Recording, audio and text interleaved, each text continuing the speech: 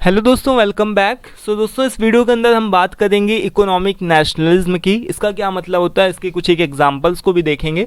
तो देखो, यहाँ पर सिंपल से अगर मैं बात करूँ, अगर मैं इसको बताऊँ सिंपल से शब्दों में कि इकोनॉमिक नेशनलिज्म का क्या मतलब होता है, तो इसका मतलब ये होता है दोस्तों, जब हम अपनी कंट्री से प्यार करते हैं तो अपनी कंट्री की इकोनॉमी को बूस्ट करने के लिए जो भी एक्टिविटीज़ और जो भी एक्शंस को परफॉर्म करते हैं उसी को हम क्या बोल रहे हैं, बेसिकली इकोनॉमिक नेशनलिज्म। यानी कि अपनी कंट्री की इकोनॉमी, यानी कि हम अपने कंट्री के पैसे के रुपए की वैल्यू को बढ़ाने के लिए जो भी एक्टिविटीज़ परफॉर्म करते हैं उसी को हम क्या बोल रहे हैं, इकोनॉमिक नेशनलिज्म। यानी कि हम अपनी कंट्री के बिजनेसेस का, हम अपनी कंट्री के फार्मर्स का, हम अपनी कंट्री के प्रोडक्शन सिस्टम का सपोर्ट करेंगे और अपने घर की, यानी कि अपनी कंट्री की बनी हुई वस्तुओं को ज़्यादातर खरीदेंगे। बाहर की कंट्रीज़ को हम बहुत ज़्यादा इंपॉर्टेंस नहीं देंगे। जब हमको जो बहुत ज़रूरी सामान जब कोई लगेगा तभी हम बाहर की कंट्रीज से कोई सामान इंपोर्ट करवा करके मंगाएंगे, अदरवाइज हम अपनी कंट्री को ज़्यादातर सपोर्ट करेंगे। इससे क्या होता है दोस्तों कि हमारी कंट्री को, यानी कि अगर हम अपनी कंट्री को प्रायोरिटी दे रहे हैं, अपनी कंट्री के प्रोडक्शन सिस्टम की, अपनी कंट्री की इकोनॉमी की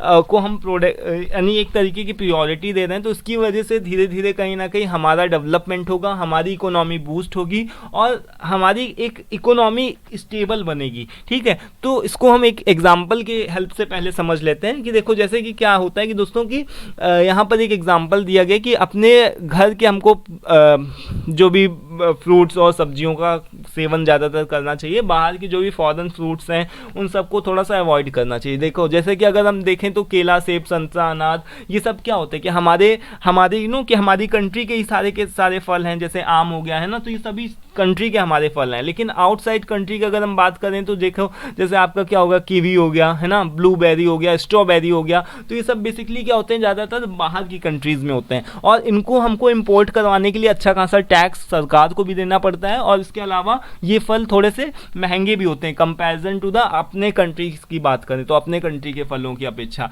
ठीक है, तो imagine you are living in a country called with the harmony. अगर हम ऐसी कंट्री के अंदर रहते हैं जहाँ पर यूनिटी सब कुछ है, तो हम क्या करेंगे, अपनी कंट्री को रियली प्राउड कराने के लिए अपने लोकल फार्मर्स का सपोर्ट करेंगे और उनको उनके एग्रीकल्चर सिस्टम को सपोर्ट करेंगे। So we will decide to promote buying fruits and vegetables grown by the local farmers. यानी कि हम अपने लोकल फार्मर्स के द्वारा उगाए गए फलों और सब्जियों का अधिकतर सेवन करेंगे और बाहर के फलों सब्जियों को थोड़ा सा अवॉइड करेंगे और उसको उतना ज़्यादा कि फ्रिक्वेंटली नहीं लेंगे। कभी कदार चलो ले लिया तो अलग बात है, बाकी अपने घर की जो भी फलों सब्जियों के ऊपर ज़्यादातर हमको भरोसा करना चाहिए और उनको खरीदना चाहिए। इससे क्या होगा कि हम अपने लोकल फार्मर्स का सपोर्ट कर रहे हैं और हमारी इकोनॉमी कहीं ना कहीं धीरे धीरे बूस्ट हो रही है। ठीक है, तो अब देखते हैं यहाँ पर, देखो यही चीज़ बताई गई कि when a country prioritize its own economy and businesses over the other countries. जब हम अपनी कंट्रीज़ के ऊपर ज़्यादातर फोकस करते हैं, अपने कंट्रीज़ के बिजनेसेस को, इकोनॉमी के ऊपर फोकस करते हैं दूसरी कंट्रीज़ के बजाय, तो उसी को हम क्या बोल रहे हैं, इकोनॉमिक नेशनलिज्म बोल रहे हैं।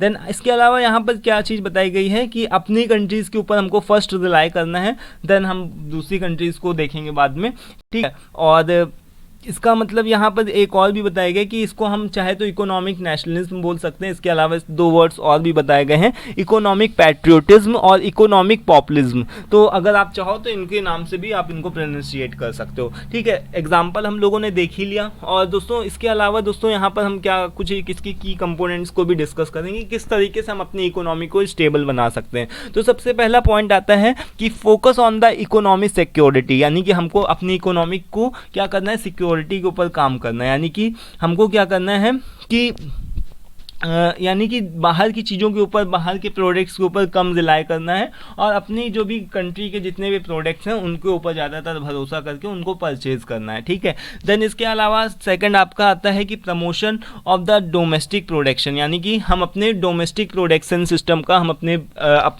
घर के व्यापारों का, अपने घर के जो भी, यानी कि अपनी कंट्री के बिजनेसेस को सपोर्ट करेंगे ज़्यादातर, क्योंकि इसकी वजह से एक तो जॉब्स भी क्रिएट होंगी और जब जॉब्स क्रिएट होंगी तो हमारी इकोनॉमी भी की कंडीशन भी अच्छी होगी और हम क्या कर पाएंगे, एक्सपोर्ट भी कर पाएंगे, है ना। अपनी कंट्री से बने हुए सामान को अगर हम एक्सपोर्ट कर रहे हैं तो फिर क्या होगा, उससे भी हमारी इकोनॉमी कहीं ना कहीं मजबूत हो रही। बट अगर हम कोई चीज़ मंगा रहे हैं, अपनी कंट्री के अंदर मंगा रहे हैं, तो वो उसके अंदर थोड़ी सी एक लिमिटेशन होनी चाहिए, क्योंकि हमको सरकार को भी टैक्स देना पड़ता है। और क्या होता है कि सरकार एक तरीके की लिमिटेशन को बना देती है कि इतना सामान, इतना हैवी बैग ही तुम बाहर से लेकर के आ सकते हो। तो यानी कि एक तरीके से अच्छी बात है, क्योंकि अगर हम बाहर के सामानों का अगर इस्तेमाल करने लग जाएंगे तो हमारे खुद का क्या होगा, ठीक है, हमारी इकोनॉमी का क्या होगा, ठीक है। देन इसके अलावा ट्रेड प्रोटेक्टिज्म, तो यानी कि यहाँ पर किस चीज़ के बारे में बताया गया है, हमारे खुद के जो भी बिजनेसेस हैं, व्यापार हैं, उनका प्रोटेक्शन करना, उनको प्रोटेक्ट करके रखना है, ठीक है। तो यही सारी चीज़ें बताई कि अपने इंपोर्ट जो भी हम सामान करते हैं उसके ऊपर थोड़ा सा लिमिटेशन लगाना चाहिए